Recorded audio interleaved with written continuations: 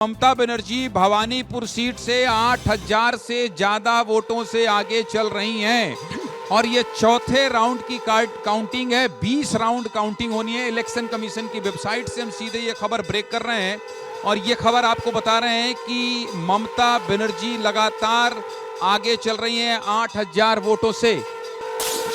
तो ये खबर बड़ी है कि ममता बनर्जी लगातार आगे चल रही हैं और 8000 का जो आंकड़ा है ये बड़ा है। लेकिन मैं बात कर रहा था नितिन बंसाली से और एक बार फिर से बात कर लेता हूं कि केरल में जीत के जश्न की तैयारी हो रही है। शशि थरूर होंगे मुख्यमंत्री या तो फिर केसी वेणुगोपाल?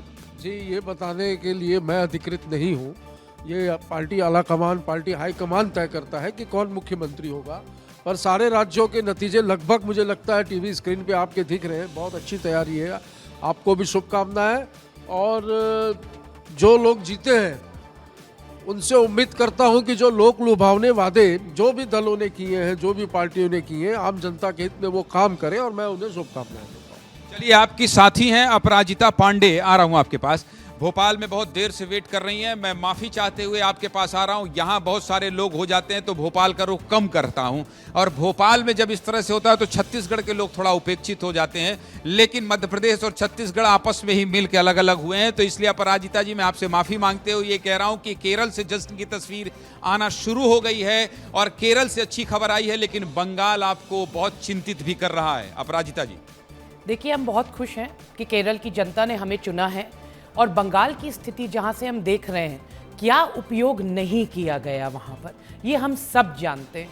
देखिए, आप बात करें जिस तरीके से परिसीमन, फॉल्टी डिलिमिटेशन का यूज़ हुआ, SIR का यूज़ हुआ, ममता बनर्जी की खुद की कॉन्स्टिट्यूएंसी में 40,000 लोगों के नाम काटे गए।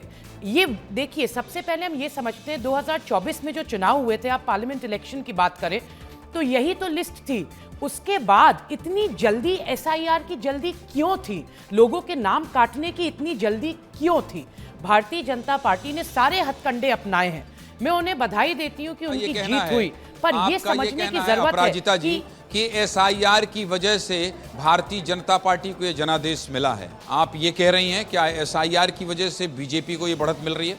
देखिए, SIR निश्चित तौर पर बीजेपी के लिए एक हथियार जरूर साबित हुआ है। मैं बार बार ये कहती हूँ कि भारतीय जनता पार्टी ये नहीं समझती कि चुनाव जीतना जितना जरूरी होता है, उतना ही लोकतंत्र को बनाए रखना उतना ही जरूरी होता है। भारतीय जनता पार्टी सारे हथकंडे अपना लेती है चुनाव के लिए, क्योंकि उन्हें सिर्फ जीत की जरूरत, उन्हें लगता है जीतेंगे तो ही आगे बढ़ेंगे, पर ऐसा है केरल में। अपराजिता जी, केरल में SIR को कैसे देखती हैं आप? SIR केरल में किसके लिए हथियार बना? नहीं, देखिए, SIR हर जगह भारतीय जनता पार्टी के लिए हथियार बना।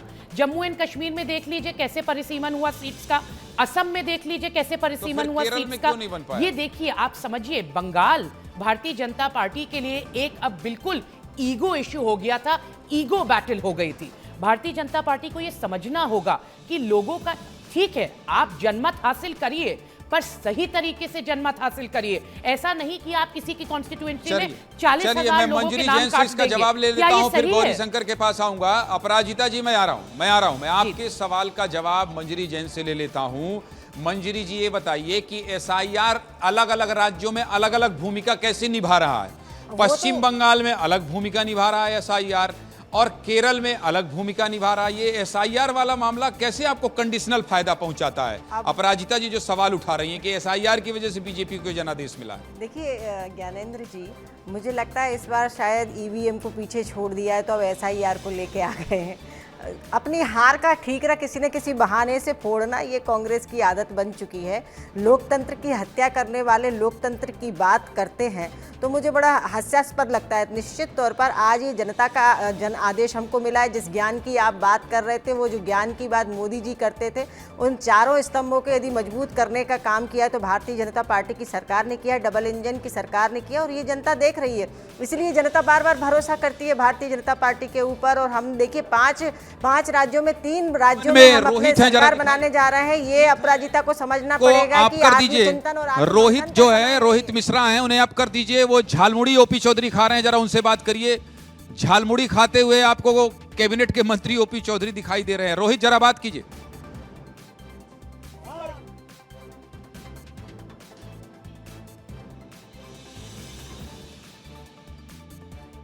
ओपी चौधरी आपको दिखाई दे रहे हैं, वित्त मंत्री छत्तीसगढ़ के।